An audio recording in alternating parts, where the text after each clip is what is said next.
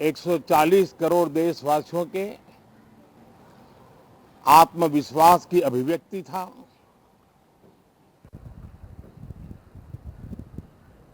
140 करोड़ देशवासियों के पुरुषार्थ का लेखा जोखा था और 140 करोड़ देशवासी और उसमें भी ज्यादातर युवा उनके एस्पिरेशंस को रेखांकित करने का बहुत ही सटीक उद्बोधन सभी सांसदों के लिए कई मार्गदर्शक बातें भी कल आदरणीय राष्ट्रपति जी ने सदन में सबके सामने रखी है। सत्र के प्रारंभ में ही और 2026 के प्रारंभ में ही आदरणीय राष्ट्रपति जी ने सांसदों से जो अपेक्षाएं व्यक्त की हैं, उन्होंने बहुत ही सरल शब्दों में राष्ट्र के मुखिया के रूप में जो भावनाएं व्यक्त की हैं, मुझे पूरा विश्वास है कि सभी माननीय सांसदों ने उसको गंभीरता से लिया ही होगा और ये सत्र अपने आप में बहुत ही महत्वपूर्ण सत्र होता है। ये बजट सत्र है। 21वीं सदी का एक चौथाई हिस्सा बीत चुका है। ये दूसरे चौथाई का प्रारंभ हो रहा है और 2047 विकसित भारत के लक्ष्य को प्राप्त करने के लिए ये महत्वपूर्ण 25 वर्ष का दौर आरंभ हो रहा है और ये दूसरे क्वार्टर का, इस शताब्दी की दूसरे क्वार्टर का ये पहला बजट आ रहा है और वित्त मंत्री निर्मला जी देश की पहली वित्त मंत्री ऐसी है, महिला वित्त मंत्री ऐसी है जो लगातार 9वीं बार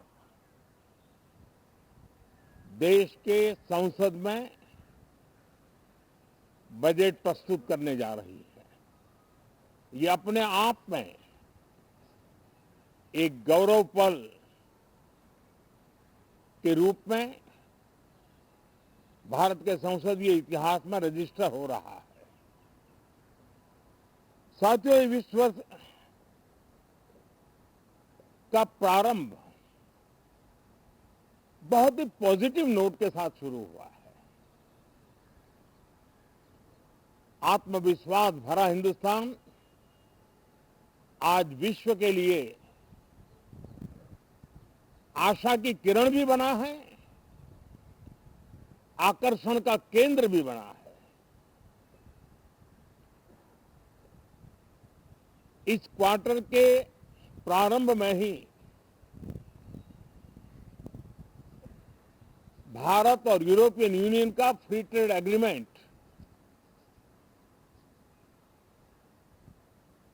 आने वाली दिशाएं कितनी उज्जवल है,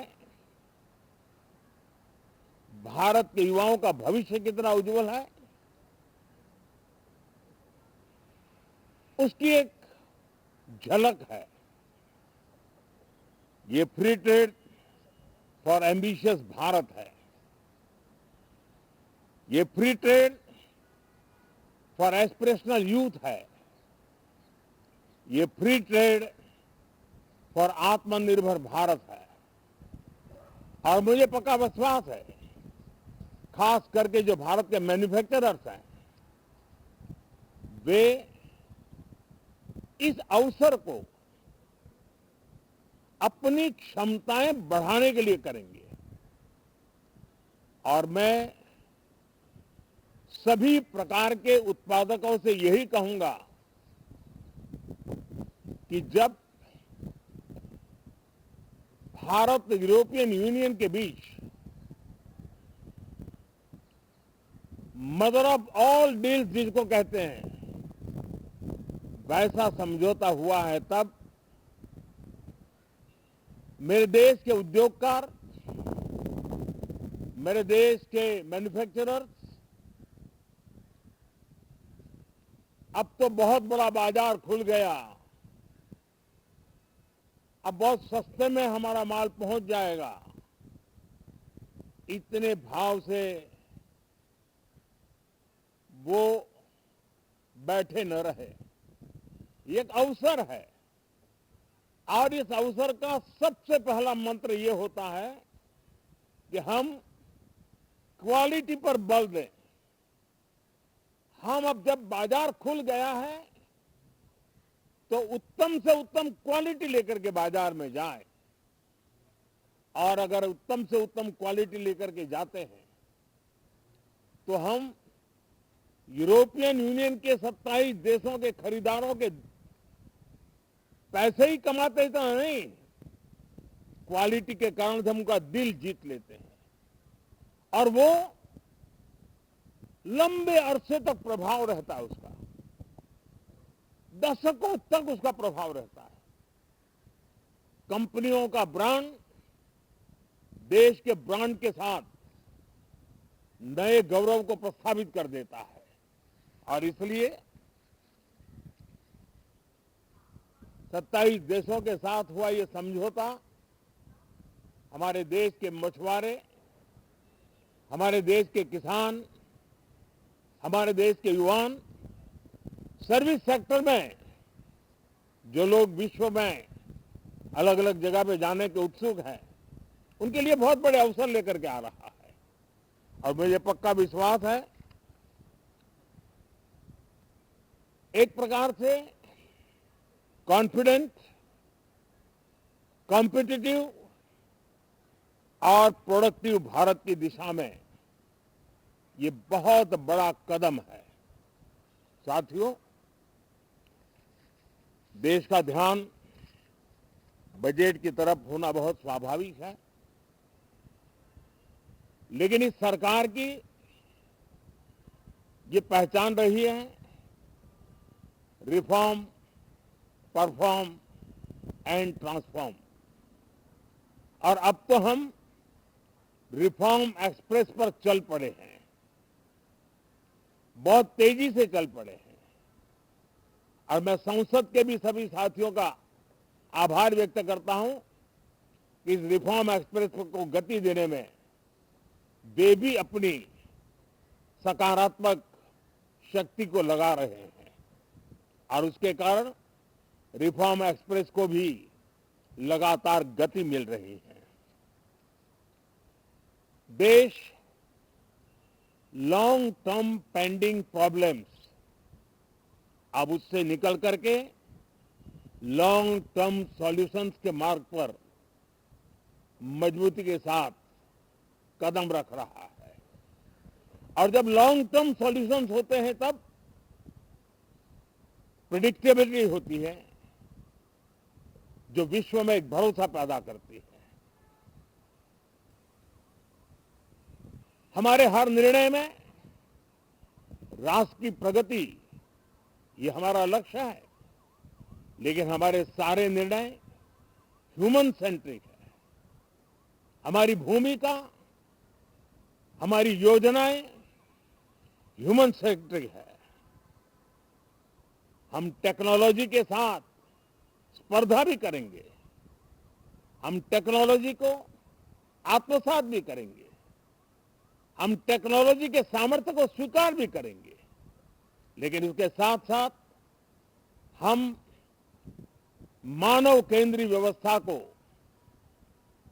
जरा भी कम नहीं आंकेंगे। हम संवेदनशीलता के महत्व को समझते हुए टेक्नोलॉजी की जुगलबंदी के साथ आगे बढ़ने के व्यू के साथ आगे सोचेंगे। जो हमारे टीकाकार रहते हैं साथी, हमारे प्रति पसंद नापसंद का रवैया रहता है और लोकतंत्र में बहुत स्वाभाविक है।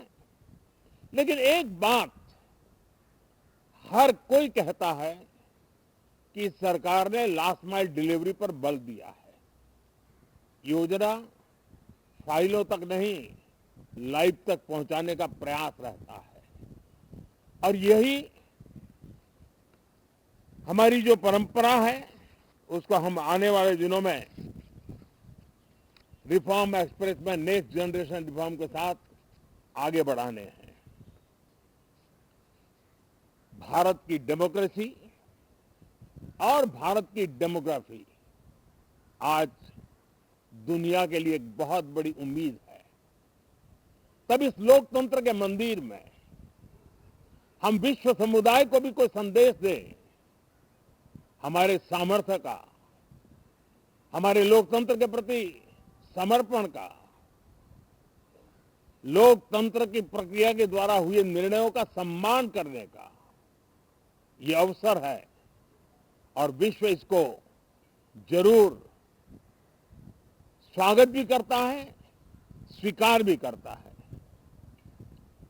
आज जिस प्रकार से देश आगे बढ़ रहा है, आज समय व्यवधान का नहीं है, आज समय समाधान का है। आज प्राथमिकता व्यवधान नहीं है, आज प्राथमिकता समाधान है। आज भूमिका व्यवधान के माध्यम से रोते बैठने की नहीं है, आज हिम्मत के साथ समाधानकारी निर्णयों का कालखंड है। मैं सभी माननीय सांसदों से आग्रह करूंगा कि वे आए, राष्ट्र के लिए आवश्यक समाधानों के दौर को हम गति दें, निर्णयों को हम शक्ति दें और लास्ट माइल डिलीवरी में हम सफलतापूर्वक आगे बढ़े। साथियों, आप सबका बहुत बहुत धन्यवाद, बहुत बहुत शुभकामनाएं।